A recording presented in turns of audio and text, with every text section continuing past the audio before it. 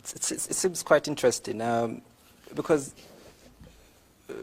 I don't know the picture of a Zambia that you envision, because those in government are telling us that this is a Zambia that we've prayed for. This is a Zambia that we've always wanted, because there's everything that we need now. The democracy that you're saying is not there. They're claiming that democracy is there. They're attributing to the fact that, look, it's unprecedented that in the history of Zambia's democracy, it's a patriotic front government that has opened quite a number of media houses. It is under the PF administration that people are free to protest. It's unfortunately your group and yourself are not allowed, but we've been seeing other political parties protest, like EFF, a number of other political parties protest, and they give all these examples. They give examples of the fact that, look, Zambia has never developed in this manner since independence. Everywhere you go, when you throw a stone, the likelihood that it's going to land on infrastructure is high because of how the patriotic administration has developed this country. And so someone would wonder, really, in which lens are you viewing the current leadership in? Okay, so I'm gonna agree with anybody that says we developed. When President Lungu became president, he only had 2 million worth. It was only worth 2 million kwacha. 16 months later, it was worth 20 million plus kwacha. That's so much development. That's too much development.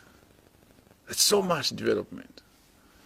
There are other members of parliaments and ministers now who we knew as paupers. Within their 3, 4, 5 years, they are billionaires now. That's so much development. Supersonic speeds to getting wealth.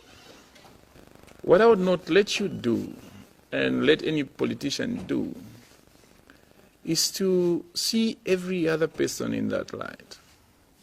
I've had the privilege of going from Lusaka, from the Copper Belt, to the rural areas of this country. And the reality is so heartbreaking that you ask yourself, when you see these beautiful roads that are now decorations of corruption, you wonder if this is the same Zambia that everyone else is living in. I've been to places like Shangombo, where you find human beings drawing water in shallow wells, and you go looking there, you see frogs there. You see, this is water that you can't even wash your hands. In the same Zambia, I've been to places where young people sit under a tree for a classroom. Just last week, I saw schools where young people go sit on the floor, but class is suspended because it's rain season. This in Zambia. So now when you have so much money, why would you want to build roads when you have so many kids that cannot have the basic access to education? If you asked me, I would agree with those that are saying there is so much development in Zambia because their lives have developed so much that they've become so ignorant, they've become so blind that they can't see the pain and sufferings of so many other young people, or so many people around the country. When they were poor like us, and so like so many of other people in Zambia, they had the grace to see things. They could perceive, they could experience, they could talk about the hunger of the people. But now they are rich. Now they are powerful. Now they smell better. Now they drink the most expensive wine. Guess what? They think everybody's living that life because all their friends are drinking with them, all their friends are driving similar cars like them. Trust me, there is development there. But that's not the story for so many Zambians that are not privileged to run with the president in the morning. I'll come back to the issue of, I'd like to get your take on,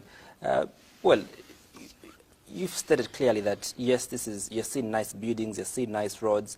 And by the way, these roads, everywhere. The reason why we're seeing more roads and medicines in hospitals is because there is more money coming, going in people's pockets when they do the roads than there would be money coming if they were to supply medicines, proper medicines in hospitals and not the expired ones.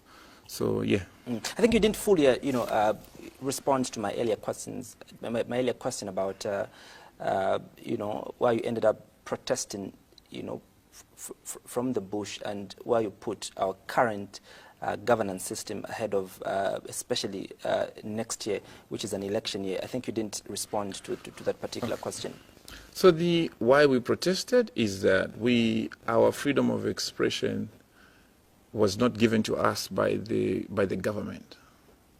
We were not given the freedom to speak by any politician. Therefore, they were not the people. They are not the people to tell us when to speak and when not to. When they said they were going to break our bonds, we told them, come break our bonds. That doesn't mean that you're going to take away our voices.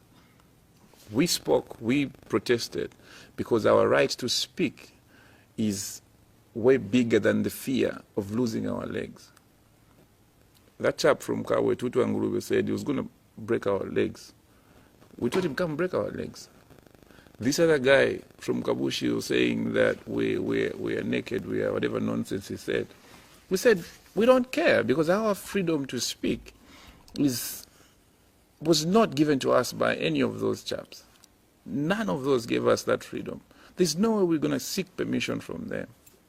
So that's why we protested. We had to protest. Do you think the issues that you're